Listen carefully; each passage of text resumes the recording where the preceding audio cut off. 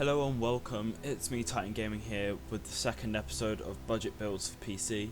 In this episode we'll be looking at a £550 build that is easily flexible in case you want to upgrade any of these parts at a future date.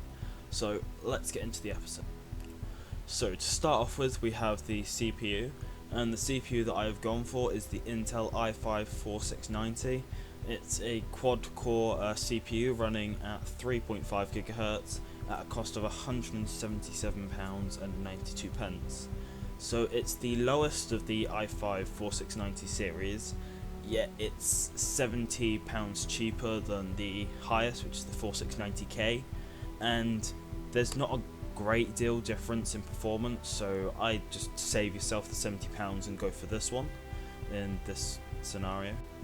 So moving on to the motherboard now, we have the Gigabyte GAB85M.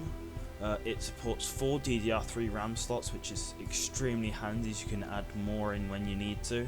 It only has the one PCI Express slot, but for a build at £550 you won't be looking any more than one graphics card anyway. And also it has the LGA 1150 socket which suits the graphics card, the processor that we've gone for. Okay, well next we're moving on to the RAM, which we have gone for the Corsair Vengeance.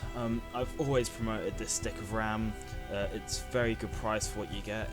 This includes 2 sticks of 4GB DDR3 RAM, and if you're not on a budget you could even get 2 of these if you wanted, just as you have the 4 RAM slots in your motherboard anyway. So next, the storage. As usual, we have gone for the Western Digital 1TB HDD. It's a cheap 1TB, and you will not have to upgrade this for a long time, mainly because 1TB is it's enough for most people to start off with anyway.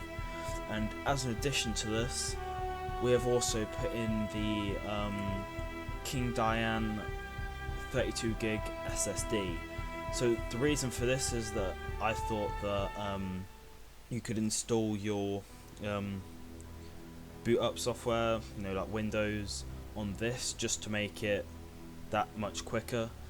And according to the Windows website, if you get Windows 10 64-bit, sorry, it uses up 20GB of storage, so this would then obviously leave you with an extra 12GB for your most prioritized programs. Okay, so the next thing that we're on to is the GPU, which we have gone for the Sapphire AMD RX 460.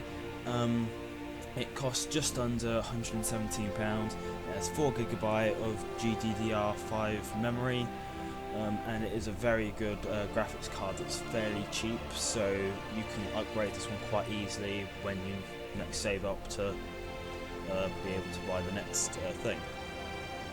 So moving on to the case now, I've decided to go for the Thermaltake Versa H23 with a window. I've chosen this due to my current PC not having a window, and I feel that having a window would really help to keep the PC looking nicer, a bit more smarter. But of course, there is an option here to change it, so you can change it to the no window one, which does save you a bit of money, and you can do that if you so wish. Yeah, that's completely up to you. Next, we have gone for the EVGA 430-watt power supply. And we've done that because EVGA obviously being a well-known brand, and 430 watts is plenty for this build. Finally, the disk drive. This is optional, but I always like having a disk drive because I find them handy. Mainly because if you ever get some software on a disk or something, then it's a nice thing to have, because obviously you need one to do anything with that. Don't really need anything special when getting a disk drive, just something that's able to read the program really, so I've gone for this cheap light on iHas 124 in, and I've chosen it to be in black to suit my case. So that is all for this video. It's been me, Titan Gaming, and I will see you in a bit.